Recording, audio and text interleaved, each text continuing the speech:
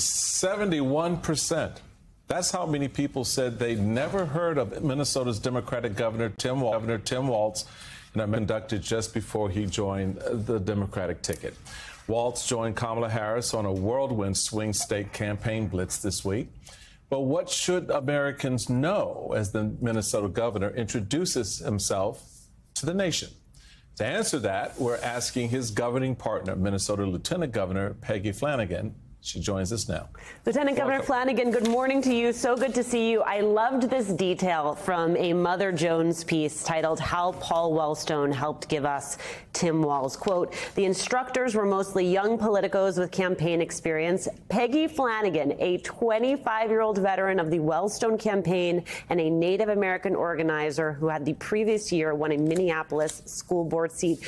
You were Tim Walz's instructor before you were his governing partner. If I had told you, 20 years ago, that he would one day be a vice presidential contender, would you have been surprised?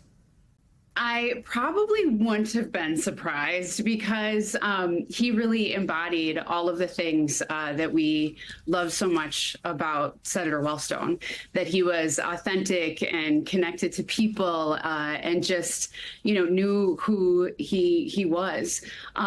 When he first came into Camp Wellstone, he was wearing jeans and a T-shirt and tennis shoes and said, "I'm Tim Walz. I'm a teacher from Mankato, and I want to run for Congress in the 1st Congressional District." And we said, "As a Democrat?" And he said, "Yeah." We're like, "Well, okay, come on in."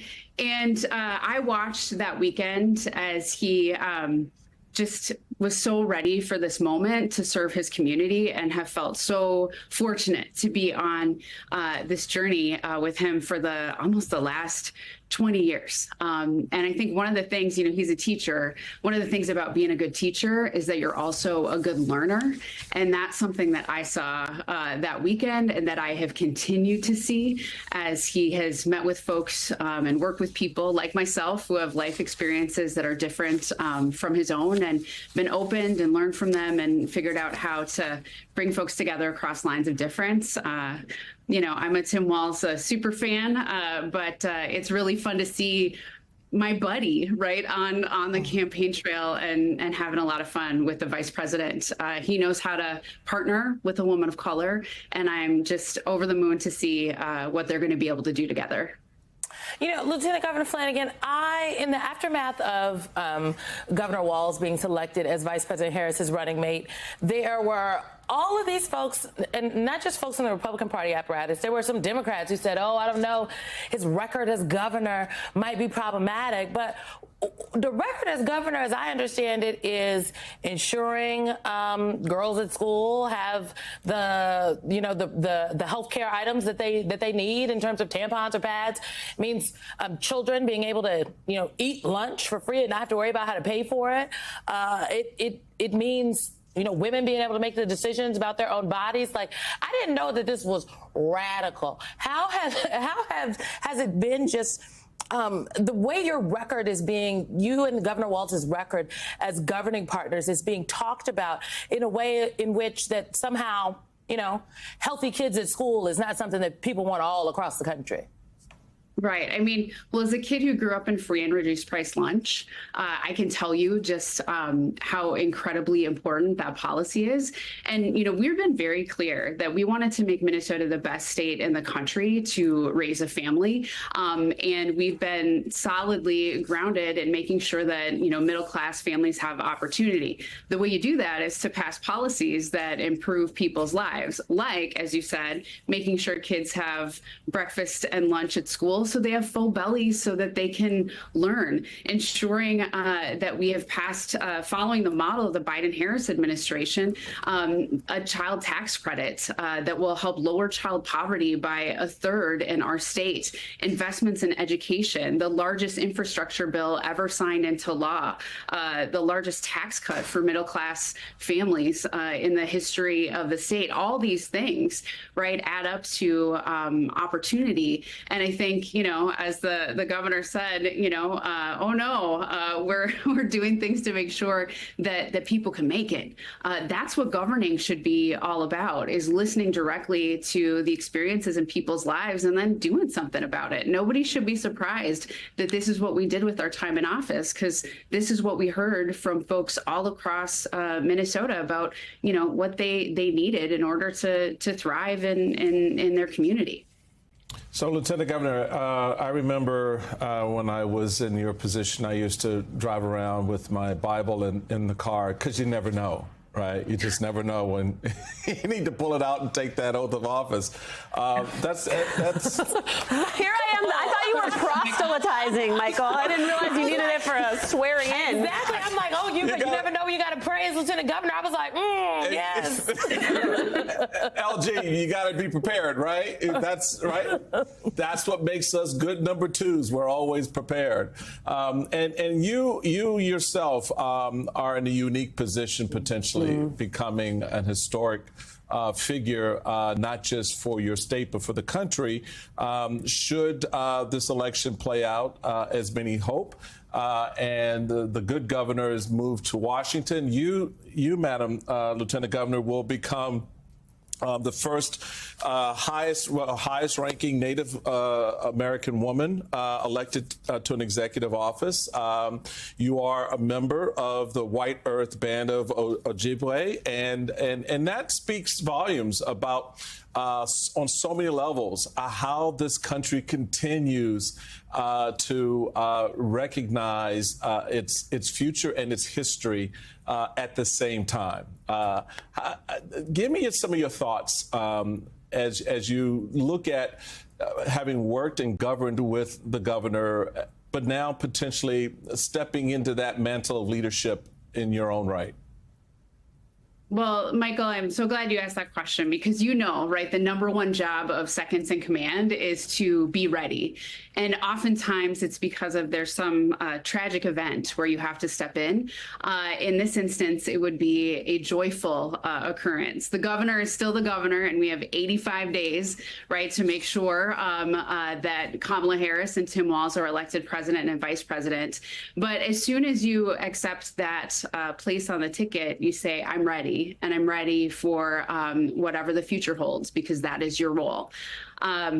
Being the highest ranking Native woman in executive office in this moment has meant that young people can see themselves in places that, frankly, I never could.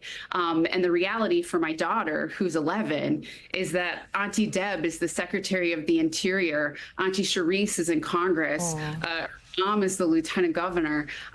Representation matters, and I think we are in a moment that's frankly bigger than any of us ever dreamed possible. On the night when President Biden and Kamala Harris were elected, my daughter was sitting in my lap.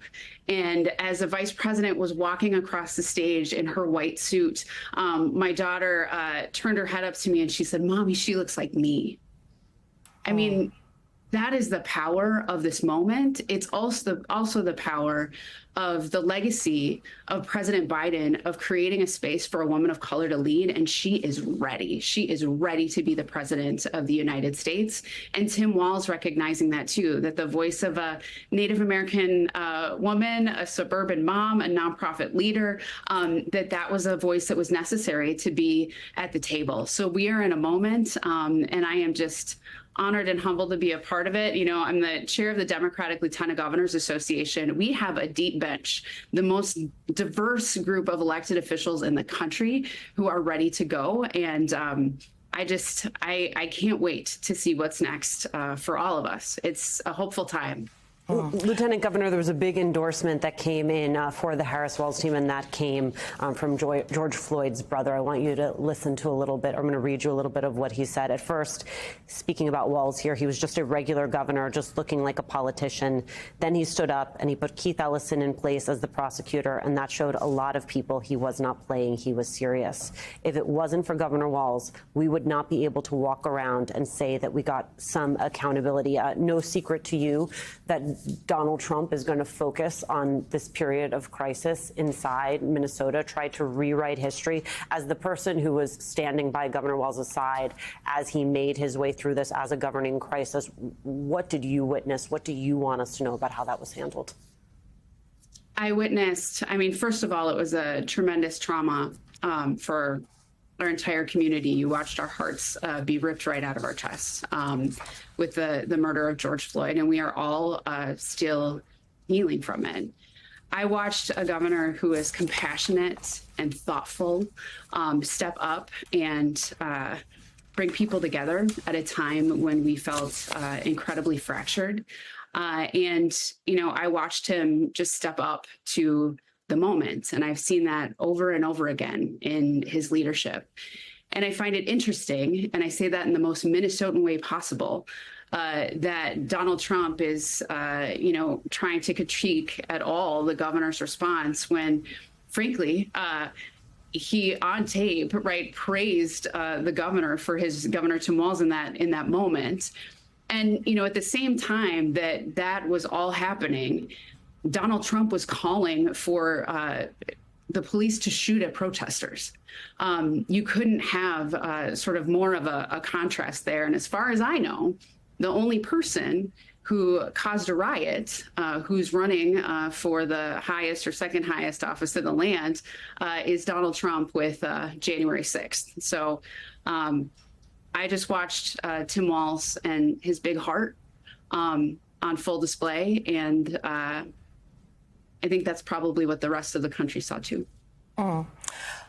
Lieutenant Governor Flanagan, I just think your insights on Governor Walz, but also your words earlier that gave me chills, made me think of the Langston Hughes poem, I too am America. And I think in this moment, what everyone is collectively experiencing is that this is a place for them as well in an election season where it has really it's been a little dark up until this point. So thank you for bringing some light here this morning. And the joy. And shout out to the Midwest, okay? Because as a native Nebraskan, okay, native North Omaha. Got that great smile, make you just feel at home. Okay, there are people of color in the Midwest, folks, okay? That's it. That's right. That's it.